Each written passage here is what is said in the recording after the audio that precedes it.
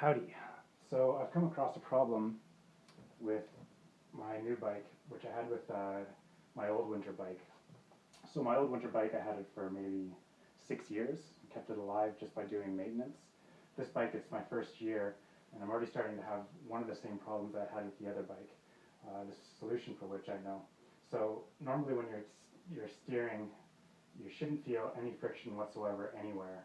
If you put your bike up on a stand and you sort of let go of the wheel, it should smoothly fall over to the other side. But this one, I don't know if you can see, there's a sticking point right in the middle. See how it sort of bounces? It's like as if there's a groove in the middle and the steering wheel wants to stay straight. And what that means is that the bearing, either on the bottom or the top or both, has started to wear a groove into the bearing race, the outside cup here. And because, the bearings on wheels go round and round and round, so they tend to wear very evenly. But since you're steering, the bearings don't actually go all the way around, they go back and forth. And quite often when bikes get shipped from the factory, bearings come in bearing cages, which hold the bearings, and it allows them to put less bearings than if you didn't have it in a bearing cage, because they're keeping them spread out. But what that does is it means that there's only one bearing in the front or somewhere, always rubbing on the same spot. So the solution is to take this all apart, take out the bearing cages, and if you have enough, I'm hoping that I have enough of the right size of bearing, I'm going to measure them when I get to it, to just replace the bearing cages with bare bearings that just sit right in the cup. And that way you can fill the entire cup up with bearings, so that even when you turn a little bit, the bearings are changing places completely. So there's no one bearing that will stay in the same spot and be able to wear a groove. So what I'm going to do is fill up, I'll show this in a little bit, but basically fill up the whole cup with bearings, only leaving one space so that the bearings aren't actually pushing against each other and causing excess wear. So I'm going to fill the cup up completely, but leave one bearing width gap in the whole thing. And that should smooth it out over time. Once I put it in, it'll probably still feel a little bit of friction, but then after maybe a week of riding, it should smooth right out. That's what I did with my old bike, and it worked well. So, check back in a bit. So I've started taking this apart. All it takes is an Allen key to be able to take the handlebar off, and then you can just let it hang down. The tricky part comes after that, where you have this type of lock ring down inside. And to get it out, some people just start banging on the top, but it comes out a lot easier if you just take a super small, this is like a pin needle screwdriver, and just lift it up a little bit, and then as you saw, the handlebar will come sliding right out, which will give you access to the bearings after that.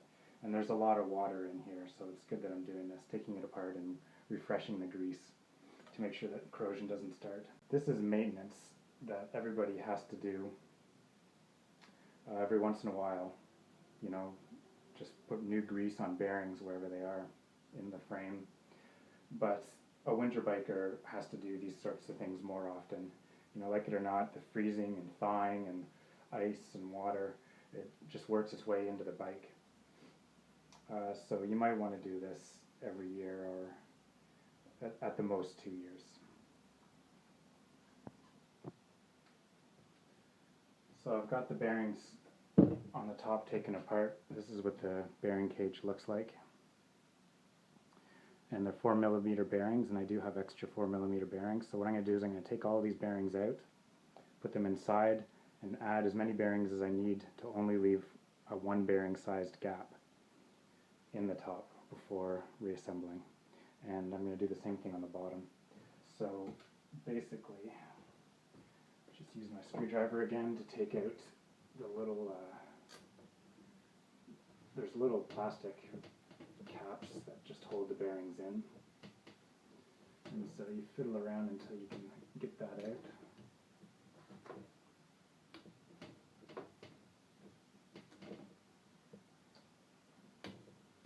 Because there's no point in you guys watching me do this. Basically I just fiddle around until I get it out. Try not to break it, of course, because it's a useful little thing. And then after that, I wipe the bearings down with a paper towel just to get the grease off. and then regrease and put them back together. But, okay, here we go. So there's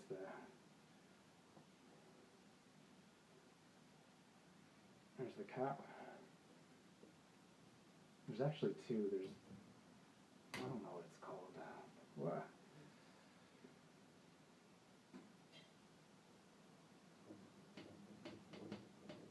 So here we are. That's the other bearing cage. The exact same thing, top and bottom. I'm gonna wipe the grease. That's the plastic cap that I was talking about.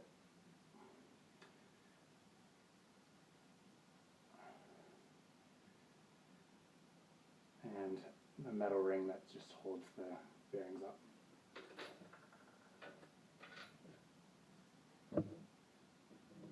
So I'm just going to wipe the grease out of the bottom and put all new grease, top and bottom. Good quality grease is a very good idea. I always use fill.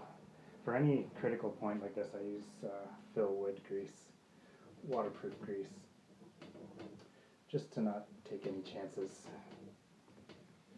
You know, an ounce of prevention.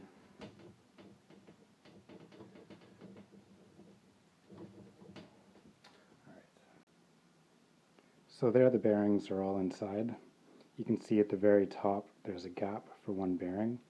And I added a lot of bearings, at least 6, I would say 6 to 8 bearings more than when they were in a cage. So I'm going to do the same thing on the bottom as well. But to get them into the bottom, when they're loose like that, you actually have to flip the frame over. So check in a bit. So I managed to do the bearings on the top and even on the bottom without flipping the bike over. You just put a lot of grease in the bottom, and if you place the bearings 1, maximum 2 at a time, and you go really carefully and push them into the grease, and it was fine. I put the caps on it to hold them in place. So now I can basically just reassemble the rest of the headset, and I should be good to go. Alright.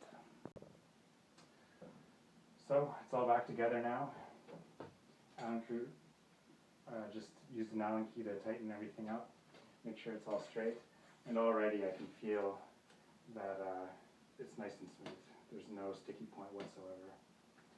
So just make sure when you put it back together that there's no space, that it shouldn't rock back and forth. And if there's a little bit of a stick still, just don't worry about it. After, you know, a week or two, it'll just disappear. That's what happened with my old bike. But this one, it had just barely started. And so since it really wasn't bad, I think that it's just not even perceptible anymore. So that's that. Here, just to prove that I did do what I said I did, these are the empty bearing cages. So I popped all the bearings out into a little bucket. And then I just added a bunch more bearings that I had, the 4mm bearings. And I didn't count how many I put in, but like I said, I just put as many in until there was just one little space left over, and then assembled it all back together. So if you're a winter biker, I would recommend doing that. I think that's, you know, we got to give our bikes every chance they can get to last as long as possible. If you let it go too long, eventually you'd actually probably have to bring it to a bike store. Not a lot of people have the presses that you need in order to replace the whole, the bearing, what do you call these cups? The bearing races. It's doable, but it's a much bigger deal than, you know, whatever it is, the 20 minutes that took me. So, over and out.